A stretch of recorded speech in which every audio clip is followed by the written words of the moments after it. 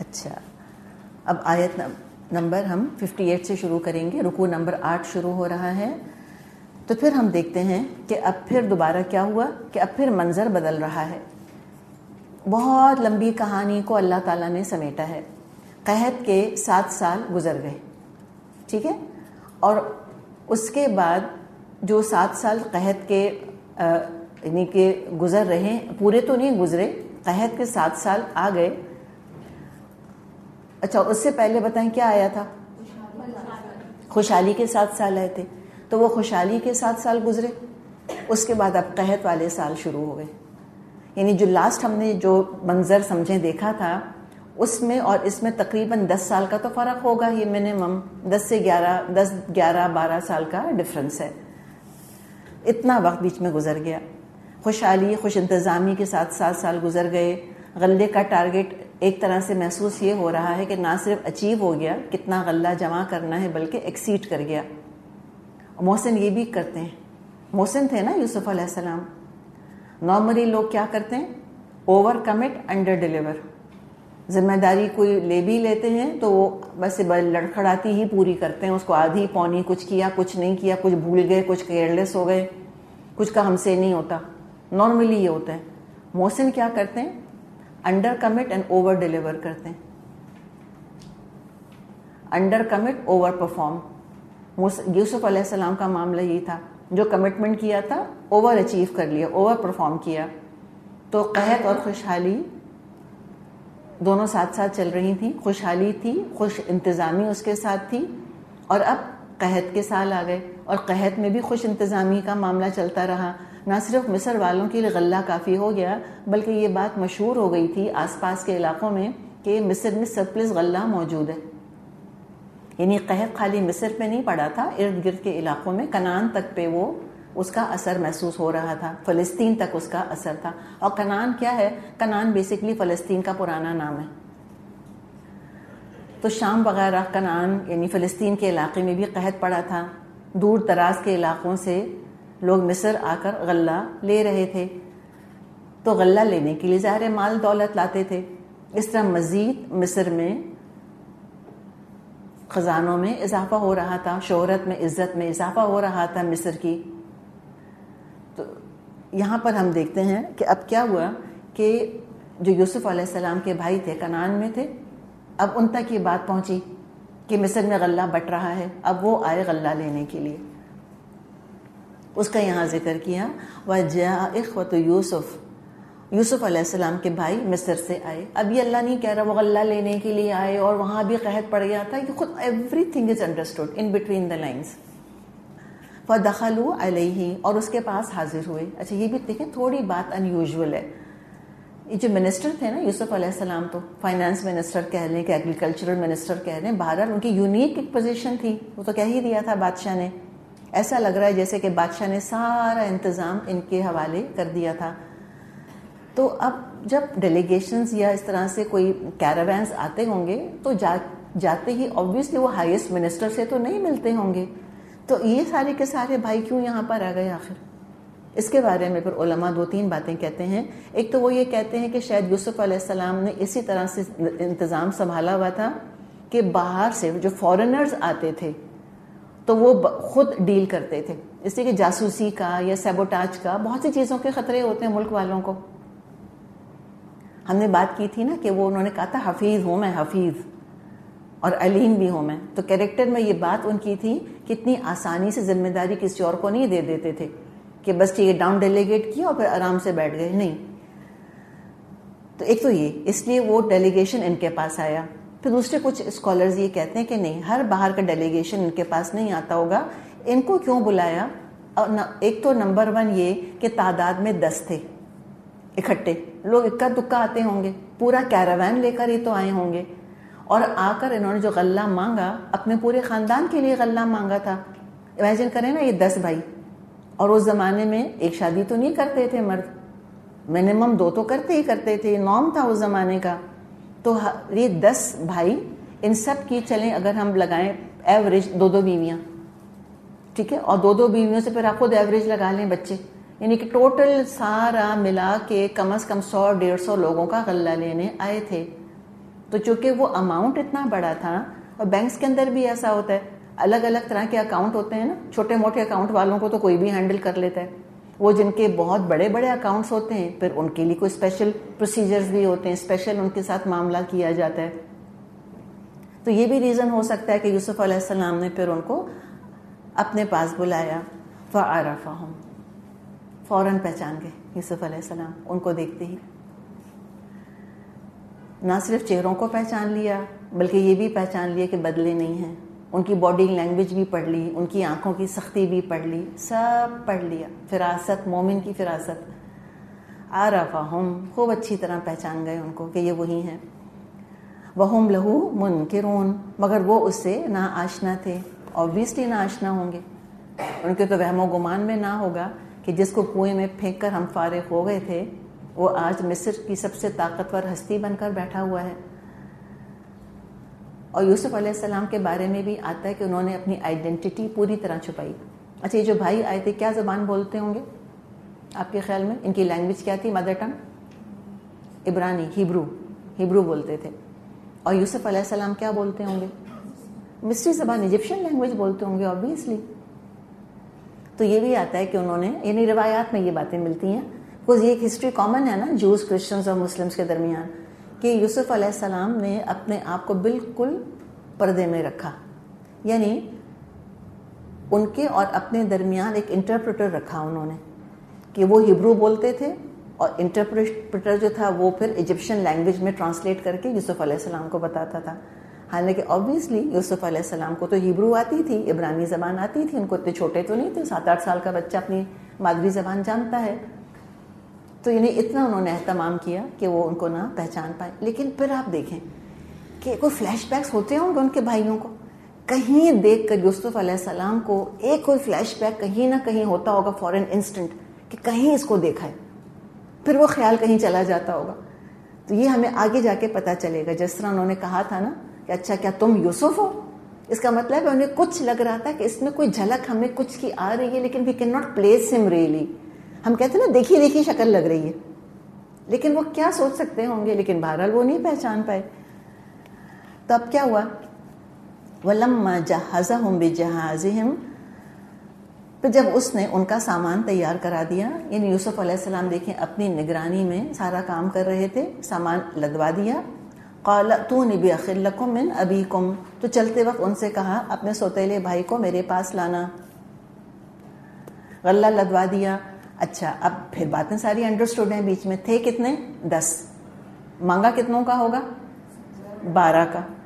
10 تو خود پلس ایک بنیامین اور ابو ان کے یعقوب علیہ السلام، تو 12 کا حصہ مانگا ہوگا. تو یعقوب علیہ السلام کے بارے میں پوچھا ہوگا کہ وہ کیوں نہیں آئے. آپ کو پتہ ہے راشن کارڈز ہوتے تھے ایسے ایک زمانے میں، آپ کو یاد ہو یا نہ یاد ہو، ہم اپنے بچپن میں ہم کو یاد ہے کہ چاول، چینی، سب راشن سے، آٹا سب راشن سے ملتا تھا. مہینے کے شروع میں ہمارے ابا ہم سب کے راشن کارڈ، دادی کا، پھپھی کا، ہم سب کا راشن کارڈ لے کر جاتے تھے اور اسی حساب سے پھر وہ ہمیں چیزیں ملتی تھی. کھلی بازار میں نہیں ملتی تھیں یہ چیزیں اس طرح سے. تو جو چیزوں کی قلت ہوتی ہے تو ریشننگ ہوتی ہے.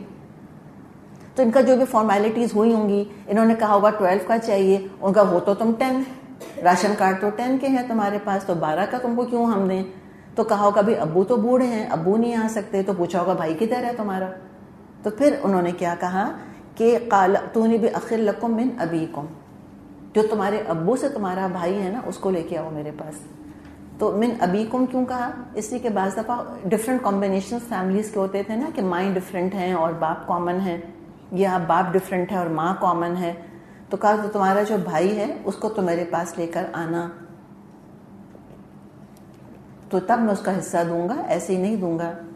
الا ترون انی اوفی الکیل وانا خیر المنزلین، کیا تم دیکھتے نہیں ہو میں کس طرح پیمانہ بھر کر دیتا ہوں اور کتنا اچھا مہمان نواز ہوں.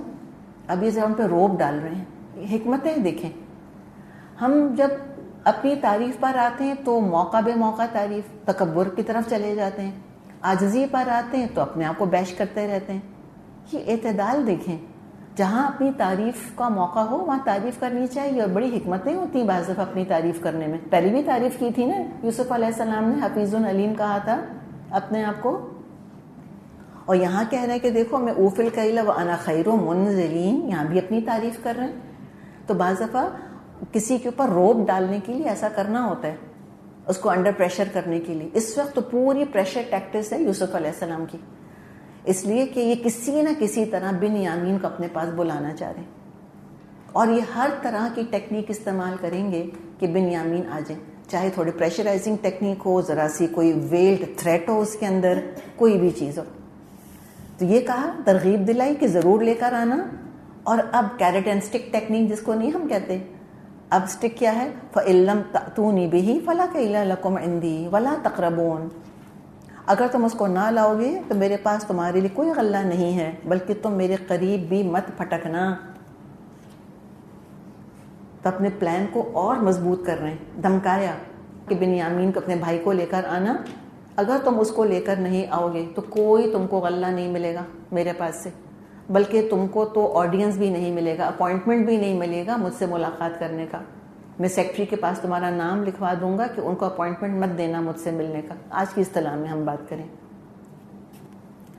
اب تو ڈر گئے بھائی، بولے قالوا سنراود عنہ اباہ وانا لفاعلون. انہوں نے کہا ہم کوشش کریں گے والد صاحب اس کو بھیجنے پر راضی ہو جائیں، اور ہم ایسا ضرور کریں گے.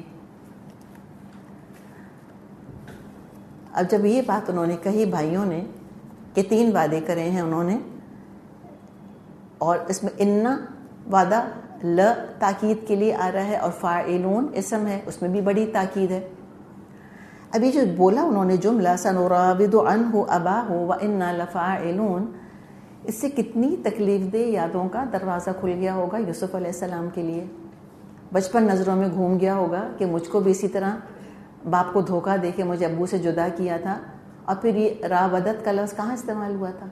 راودت ہو عن نفسہ، عزیز مصر کی بیوی. آپ کو پتہ ہے بعض دفعہ یادداشت بھی انسان کی اللہ نے عجیب چیز رکھی ہے. ایک خوشبو کیا کچھ یاد دلا دیتی ہے نا. پورا منظر بعض دفعہ دماغ میں انسان کے گھوم جاتا ہے.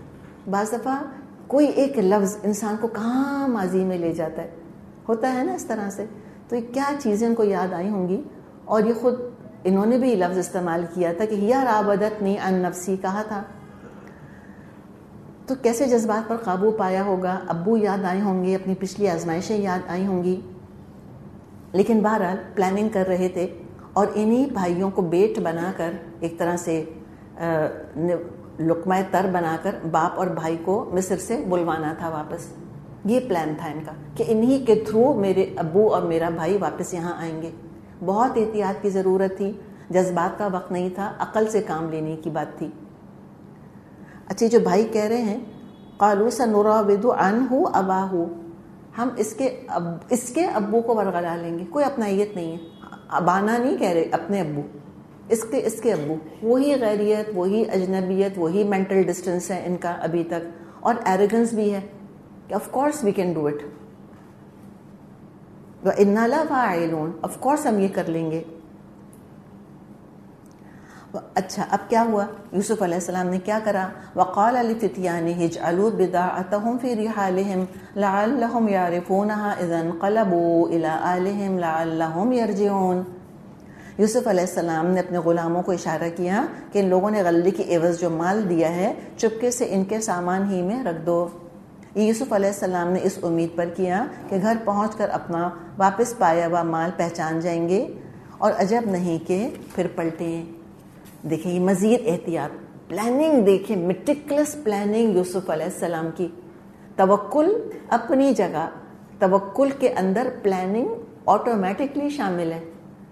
بھرپور پلاننگ کی، اور نتیجہ پھر اللہ پر چھوڑا. لا اللہ بار بار آ رہا ہے، شاید ایسے ہو جائے، شاید میری پلاننگ جو ہے وہ کام کر جائے، جو سوچا ویسا ہی ہو جائے. تو جو کچھ بدعہ وہ لے کر آئے تھے، جو پونجی لے کر آئے تھے، وہ ان کے سامان میں رکھ دی. اچھا دیکھیں، بارٹر سسٹم سنا ہے نا آپ نے. اس زمانے میں کرنسیز وغیرہ تو نہیں ہوتی تھیں، یعنی کسی کے پاس شہد ہے اور کسی کے پاس مثال کے طور پہ عطر ہے، تو کہ میں تمہیں اتنا عطر دیتا ہوں، تم اس کے بدلے مجھ کو شہد دے دو.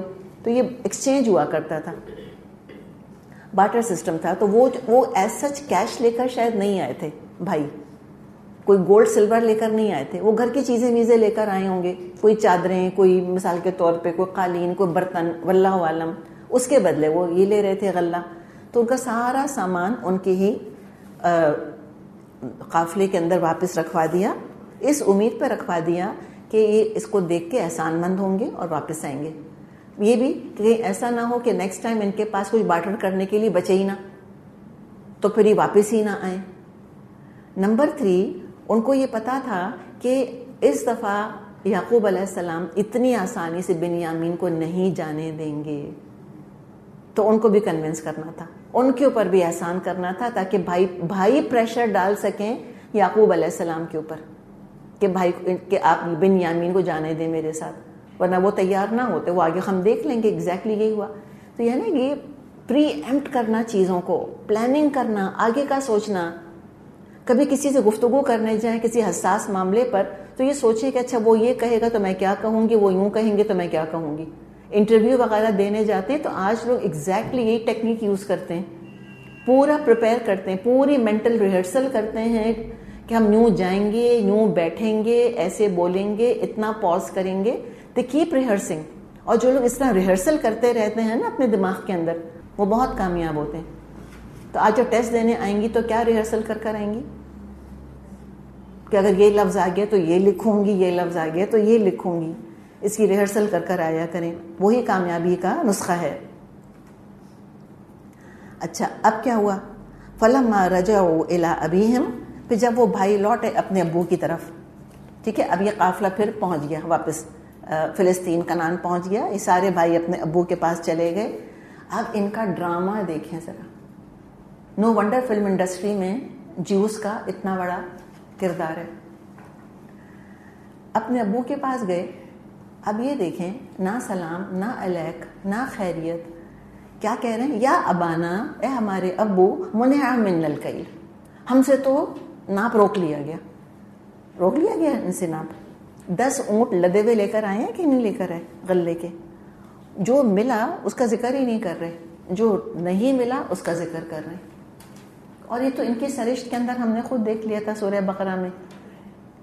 کس چیز کا رونا تھا کہ ہم کو تو پیاز اور لہسن نہیں مل رہا, اور جو من اور سلوہ ملا اس کا تو کبھی ذکر ہی نہیں, کوئی فکر ہی نہیں, کوئی شکریہ ہی نہیں کہ اللہ تیرا شکر کہ تو نے ہمیں من اور سلوہ دیا. پوری بنی اسرائیل کی تاریخ میں ایک دفعہ نکال کر دکھا دیں کہ انہوں نے کبھی الحمدللہ کہا ہو. اتنا اللہ نے ذکر کیا قرآن میں ان کا بار بار.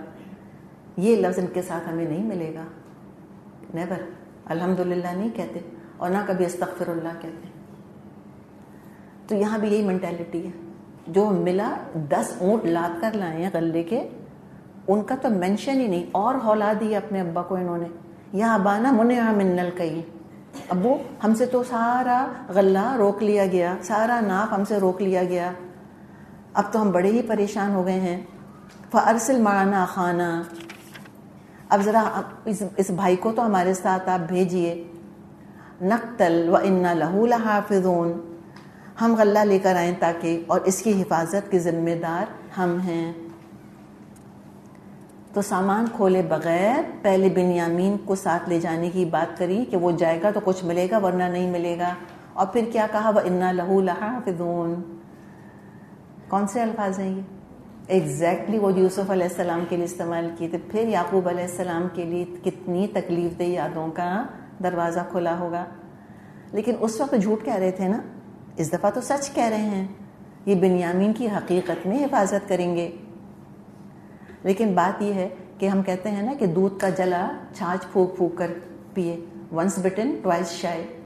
یعقوب علیہ السلام کا جو پچھلا تجربہ ہو چکا تھا, تو لہٰذا اس کی روشنی میں انہوں نے بڑی احتیاط کری. اور ان کو بھی دیکھیں ذرا والد کے جذبات کا احساس نہیں ہے ان کو, وہی الفاظ پھر دہرا رہے ہیں ابو کے آگے. تو ایک ہمیں سبق ملنا چاہیے کہ تکلیف دہ باتوں کو ماں باپ کے سامنے دہرانا نہیں چاہیے, تکلیف دہ ایونٹس کو. تو یہاں ایک دفعہ یہ نہیں کہہ رہے کہ ہم یوسف والی غلطی نہیں دہرائیں گے, ابو اب ایسے ہم نہیں کریں گے, جو ہم نے یوسف کے معاملے میں نگلیکٹ کی تھی ہم بنیامین کے ساتھ ایسا معاملہ نہیں کریں گے. لیکن کیا کہہ رہے ہیں؟ نقتل, ہم سامان پورا لے آئیں گے, غذا پوری لے آئیں گے. کتنا لطیف اس میں سے علماء نقطہ نکالتے ہیں کہ بعض اولادیں ایسی ہوتی ہیں جو والدین کی جسمانی ضروریات کا پورا خیال رکھتی ہیں، لیکن ان کی جذباتی نفسیاتی ضروریات سے بالکل بے حس لاپرواہ ہوتی ہیں. کھلائیں گے، پیسے دیں گے، لیکن پھر اذیت بھی ساتھ پہنچائیں گے. ذرا ان کے ساتھ نرمی کا، سویٹنس کا معاملہ نہیں کرتے، رحم کا معاملہ نہیں کرتے، ان کی جذباتی ضروریات کو پورا نہیں کرتے. یہ ایسے ہی ہیں. دیکھیں یہ نگلیکٹ نہیں کر رہے اپنے ابو کو، لیکن حساسیت بھی نہیں ہے ان کے اندر، سینسیٹیوٹی بھی نہیں ہے ان کے اندر، تو جذباتی طور پہ تکلیف پہنچاتے رہتے ہیں ماں باپ کو، لیکن جسمانی طور پہ خیال بھی کرتے رہتے ہیں ان کا. ایسے بہت سے بچے ہوتے ہیں. اللہ تعالیٰ ہمیں نہ بنائے ایسی اولاد، نہ اللہ ہماری اولاد کو ایسا بنائے. وہ دونوں طرح ہمارا خیال کریں، جسمانی ضروریات کا بھی، جذباتی ضروریات کا بھی. اچھا اب کیا کہا ابو نے؟ قال هل آمنوکم علیہ الا کما امنتکم علی اخیہ من قبل فاللہ خیر حافظا وہو ارحم الراحمین. تو والد نے جواب دیا کیا میں اس کے معاملے میں تم پر ویسا ہی بھروسہ کروں جیسے اس سے پہلے اس کے بھائی کے معاملے میں کر چکا ہوں؟ اللہ ہی بہترین محافظ ہے اور وہ سب سے بڑھ کر رحم کرنے والا ہے. تو ایک بات انہوں نے کلیئر کہہ دی کہ اب میں دوبارہ وہ غلطی نہیں کروں گا. دیکھیں مومن ایک سوراخ سے 2 دفعہ نہیں ڈسا جاتا. کہا کہ اب نہیں کروں گا ایسے جیسے یوسف کے معاملے میں کیا تھا. میں کروں گا بھی کسی کے حوالے تو اللہ کے حوالے کروں گا. اللہ ہے بہترین جو کہ حفاظت کرتا ہے. اور کہ یوسف کا نام نہیں لے رہے، کیا کہہ رہے ہیں؟ امنتکم علی اخیہ من قبل، جیسے اس کے بھائی کے بارے میں تم پہ میں نے بھروسہ کیا تھا. ایسا لگ رہا ہے کہ زخم بہت ہرا ہے جیسے بھی ان کا. یوسف کا نام بھی نہیں لینا چاہ رہے ان کے سامنے. ہو سکتا ہے یوسف کا نام لینے سے بھائی اور ریاکٹ کرنا شروع کر دیتے ہیں. وہ آگے بھی ہم دیکھ لیں گے ایسا ہی ہوگا. اور کہہ رہے ہیں میں تو اللہ کے حوالے کرتا ہوں، بہترین حفاظت کرتا ہے اور سب سے بڑھ کر رحم کرنے والا ہے. ارحم الراحمین، راحم فاعل کا وزن ہے. راحم کا مطلب کہ وہ مسلسل رحم کر رہا ہے. اس میں امید ہے ان کی کہ اس وقت بھی اللہ یوسف پر رحم کر رہا ہے. یرحم نہیں کہا بلکہ کیا کہا؟ ارحم الراحمین، کہ اللہ نے مسلسل رحم کیا ہوگا یوسف پر. پہلے بھی رحم کیا اور اب بھی رحم کر رہا ہے. چلیں یہاں پر ہم رک جاتے ہیں، انشاءاللہ پھر یہاں سے آگے چلیں گے. سبحانک اللہم و بحمدک نشہد ان لا الہ الا انت نستغفرک و نتوب الیک. السلام علیکم ورحمۃ اللہ وبرکاتہ.